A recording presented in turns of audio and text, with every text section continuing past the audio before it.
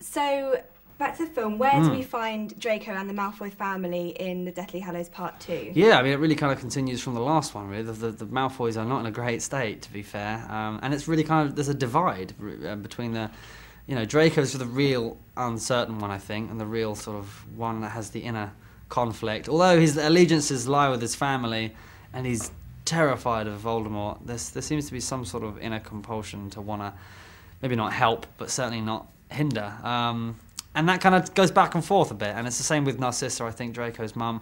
Lucius, not so much. He's hell-bent on doing what he has to do, but it's a really interesting dynamic, and I think it's the one family that kind of gets caught bang smack in the middle of it all and don't really know quite how to react. So you've won 2 consecutive MTV Movie Awards for Best Villain, but in the last 2 films, Draco seems a bit conflicted in his allegiances.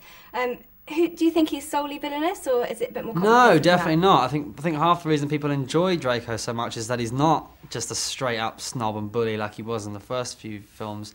He's kind of one of those complex villains who, I mean, overall, he's not a good guy, let's face it. He's done some pretty bad stuff over the years, but he's not one of those born evil, Damien-style devil children. He's just kind of been misled. Well, not a little bit, he's been horrifically misled by his family and his dad. And he's really a kind of victim of terrible circumstances, I think.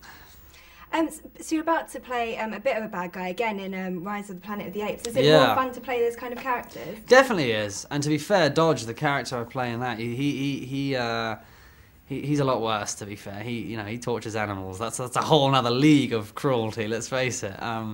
But yeah, it's good fun, of course. It's great fun to play someone who's different from me, and those 2 characters are definitely worlds away.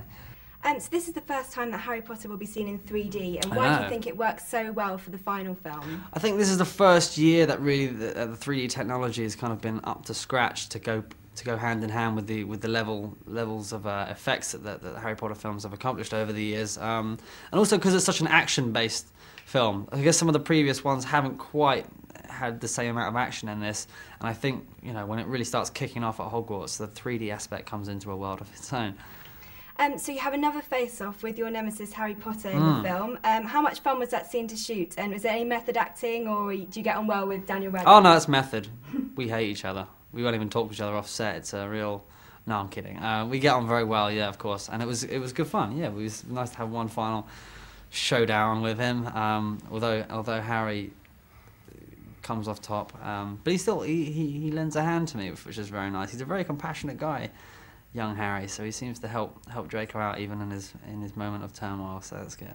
So we get to see a bit of a glimpse of Draco 19 years on. Yes. What did you make of how he turns out? Yeah, you know what, I haven't actually seen that bit on the... I was only there on the day, obviously. I haven't seen it on film yet, so I'm quite intrigued.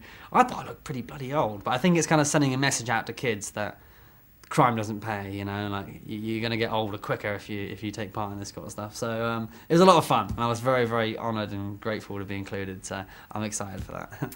Fantastic. Well, thank you very much. Not at all. It was lovely to meet you. Thanks for your questions.